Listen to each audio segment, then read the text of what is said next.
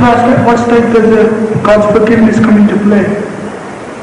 Where? In the system of spiritual evolution after birth. It will come to play, The death. as it comes to play on this earth as well.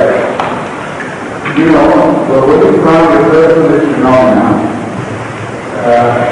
in the Muslim verse. The first verse is beautiful, it's an outstanding verse that tells us that if Allah had not been kind to mankind and had not forgiven most of its sins, and if Allah were to be cognizant of all the follies or even the smallest follies of man, then Allah will destroy all life on earth as punishment.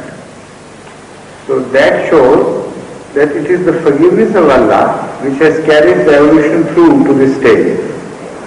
At every time we make mistakes, and different types of life which existed before us, they also made mistakes. Yet the system of Allah is so great that despite our mistakes, we survived.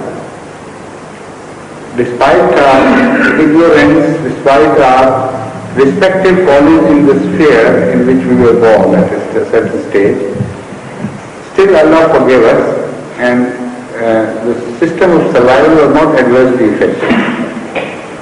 Now this phenomenon could be understood by a doctor better than anybody else. This phenomenon of forgiveness is found in every organ of the human body. It is not that type of forgiveness which you find in religion. It's an automatic scientific forgiveness in the form of law of nature and the provisions with which man has been provided. For instance, the system of sugar burning in body is such that you require a certain amount of insulin, and it burns the sugar as required, and then the production of insulin is stopped automatically and it keeps a balance. Now if you overdo and start eating too much and put too much pressure on the system, still the human body is supplied with 7 times possibility.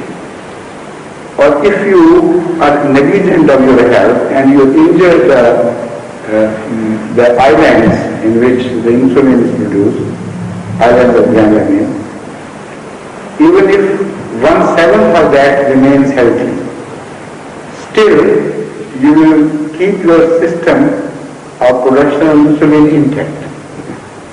This 1:7 ratio is found in so many other instances, and in some places it is even more.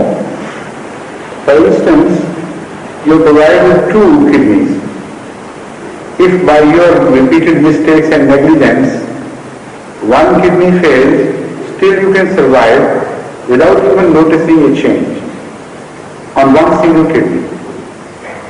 If you still do not rectify your ways and behave properly and go on being cruel to yourself, and half of the second kidney is also destroyed, still you will survive, and half kidney will be enough.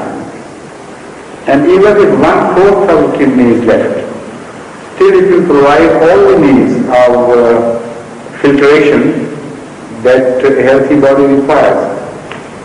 Now, you know Dr. Masrur is a surgeon, famous surgeon of Pakistan, and a good Ahmediyya. He is living now for many years on 1/4 of 1 kidney. The second is totally removed by operation, and the first one, let's call it the one, and this 1 kidney is removed 3/4 because it was all diseased. And he's living on 1/4 of kidney, and still he's operating on people and leading a normal life. So that is a ratio of 1 to 8. So in every phenomena of life, wherever you study it closely, you will find that we are so well cushioned that our mistakes are well looked after, and that they are barred from injuring us to the extent that they will create a threat to the existence of life itself.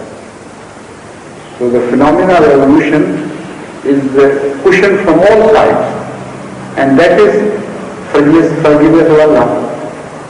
So if Allah has been forgiving me to that extent, right from the start of the inception of life on this earth, then how can we expect Him not to be forgiving after that? So it starts immediately after death. Huh? It starts immediately after death. No, how do you know?